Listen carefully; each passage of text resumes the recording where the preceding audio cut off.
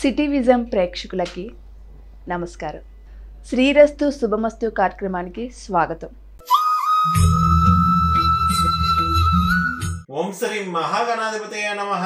ఓం శ్రీ గురుభ్యో నమః. City vision ప్రేక్షకులకు లలిత పరమేశ్వరి యొక్క అనుగ్రహం ఉండాలని కోరుకుంటూ ఈ రోజు పంచాంగ విశేషాలు మరియు మేషాది ద్వాదశ రాశుల వారి దినఫలం ఎలా ఉండబోతుందో మనం తెలుసుకుందాం. ముందుగా పంచాంగ విశేషాలు కనుక మనం చూసినట్లయితే తేదీ 23/5/2024 గురువారం, తిథి వైశాఖ పూర్ణిమ రాత్రి 7:22 వరకు, తదుపరి బహుళ పాడ్యమి, నక్షత్రం విశాఖ ఉదయం 9:15 వరకు, తదుపరి అనురాధ, యోగం పరిగ మధ్యాహ్నం 12:12 వరకు, కరణం భద్ర ఉదయం 7:09 వరకు, వర్జం మధ్యాహ్నం 1:24 నుండి 3:04 వరకు, దుర్ముహూర్తం ఉదయం 9:56 నుండి 10:40 వరకు, మరలా మధ్యాహ్నం 3:04 నుండి 3:56 వరకు, రాహుకాలం మధ్యాహ్నం 1:41 నుండి 3:15 వరకు, అమృతకాలం రాత్రి 11:22 నుండి 1:02 వరకు. ఈ రోజు విశేషం గురువారం, గురు నక్షత్రం ఉదయం 9:15 వరకు ఉంది కావున జన్మ జాతకంలో గాని గోచారంలో గాని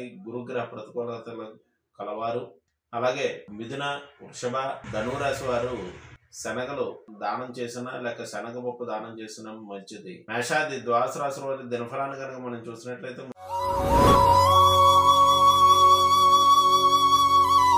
ముందుగా మేషరాశి.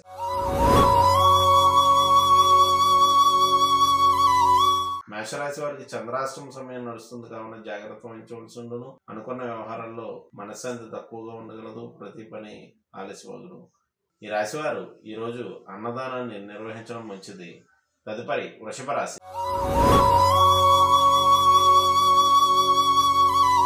వృషభ రాశి వారికి జీవిత భాగస్వామి యొక్క ఆరోగ్య విషయంలో శ్రద్ధ వహించవలసి ఉండును. దగ్గర బంధుమిత్రులతోటి మాట తేడాలు పడే అవకాశం కలదు. వృత్తి వ్యాపారాల రీత్యా మిశ్రమ ఫలితములు అందగలం. ఈ రాశి వారు ఈ రోజు చేయవలసినటువంటి ఆరాధన విష్ణు ఆరాధన, విష్ణు సహస్రనామ స్తోత్ర పారాయణం చేసిన మంచిది. తదుపరి మిథున రాశి.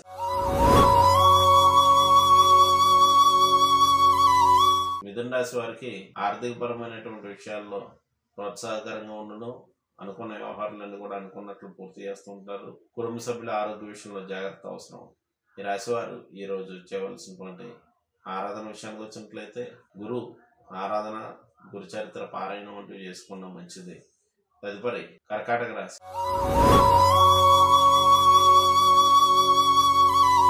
కర్కాటక రాశి వారి ఆరోగ్య విషయంలో శ్రద్ధ వహించవలసి ఉండను. సంతానం నుంచి కొన్ని సమస్యలు ఉత్పన్నమవును. వేసుకున్నటువంటి ప్రణాళికల్లో ఇబ్బందులు తలెత్తే అవకాశం కలదు. ఈ రాశి వారు ఈరోజు చేయవలసినటువంటి ఆరాధన పార్వతీదేవిని అర్చించడం మంచిది. తదుపరి సింహరాశి.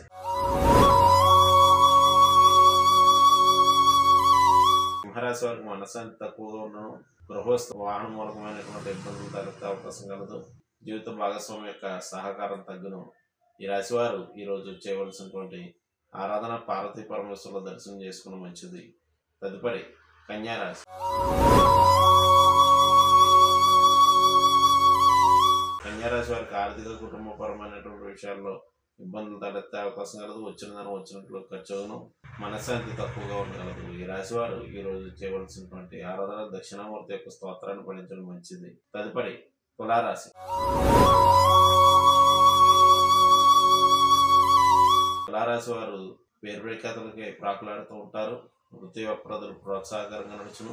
మనశ్శాంతి తక్కువగా ఉండగలదు. ఈ రాశి వారు ఈ రోజు చేయవలసినటువంటి ఆరాధన విషయానికి వచ్చినట్లయితే గురు చాలీసను పఠించడం మంచిది. తదుపరి వృశ్చిక రాశి.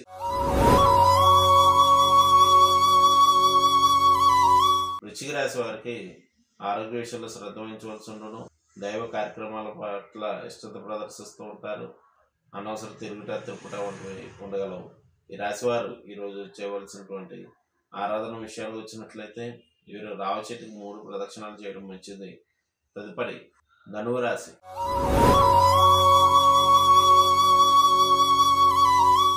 ధనువు రాశి వారికి ఆరోగ్య విషయంలో శ్రద్ధ వహించవలసి ఉండను. వచ్చిన ధనం వచ్చినట్లు ఖర్చును. మనశ్శాంతి తక్కువగా ఉండగలదు. ఈ రాశి వారు ఈరోజు అన్నదానాన్ని నిర్వహించడం మంచిది. తదుపరి మకర రాశి.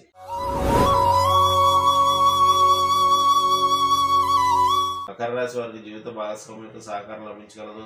అనుకున్న వ్యవహారాలన్నీ కూడా అనుకున్నట్టు పూర్తి చేస్తుంటారు. వృత్తి వ్యాపారంలో ప్రోత్సాహకరంగా నడుచును. ఈ రాశివారు ఈరోజు చేయవలసినటువంటి ఆరాధన శ్రీపాద శ్రీవల్లభులను ఆరాధించడం మంచిది. తదుపరి కుంభరాశి.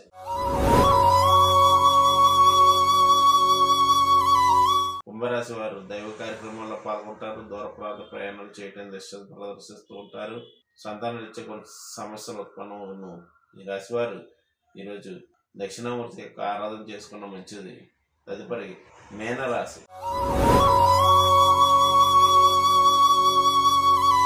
మీనరాశి వారికి చేపట్టినటువంటి వ్యవహారాల విషయంలో కొద్దిగా మార్పులు చేర్పులు ఉండగలవు. వృత్తి వ్యాపారాలలో కొంత ప్రతికూల వాతావరణం ఉండగలదు.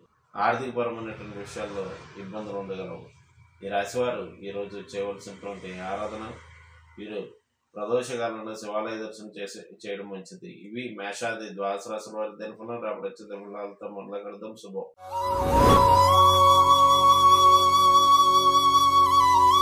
నేటి కార్యక్రమం చూశారు కదండి. తిరిగి మరో కార్యక్రమంలో మళ్ళీ కలుసుకుందాం. నమస్కారం.